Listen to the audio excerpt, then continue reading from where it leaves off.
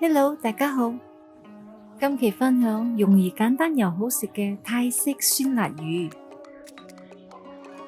我種嘅桔仔熟咗，就剪一粒攞嚟做材料之一。呢度就係泰式酸辣魚嘅材料：收起一支香茅備用。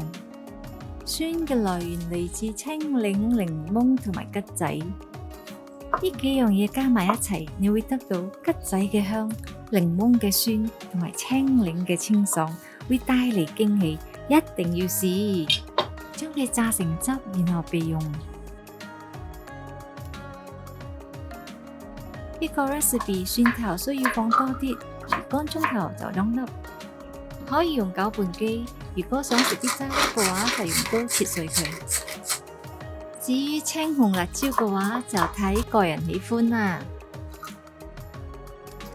2片嘅檸檬葉同埋1條嘅香茅。芫茜根要洗乾淨喎，因為佢喺呢個 recipe 係好重要。我嘅拉碎器就細號嘅，所以我就分2批將佢哋拉碎。將所有拉碎咗嘅材料放入玻璃容器。加70ml 揸好咗嘅桔仔檸檬青檸汁，30ml 魚露，糖30g，我喺度用椰糖，適量嘅鹽，大概半茶匙。最後我仲會落30ml 雞汁，令個汁更加鮮甜。放入雪櫃2個鐘，俾佢入味，俾佢雪下先。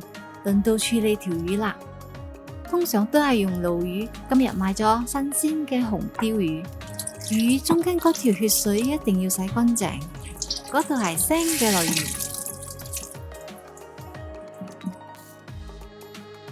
跟住就用廚房紙引乾佢，喺魚身計量度，俾佢蒸嘅時候均勻受熱。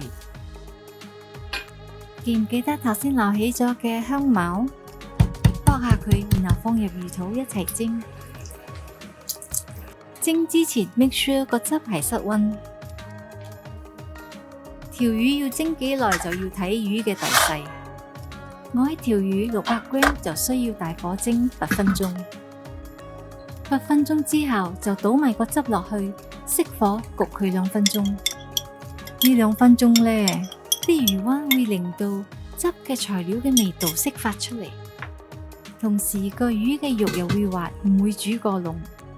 哇，真係好香啊！係咪好容易呢？我時不時都會分享東南亞食譜。subscribe 我嘅 channel， 有新影片就會通知你㗎喇。咁我們就下期再見，拜拜。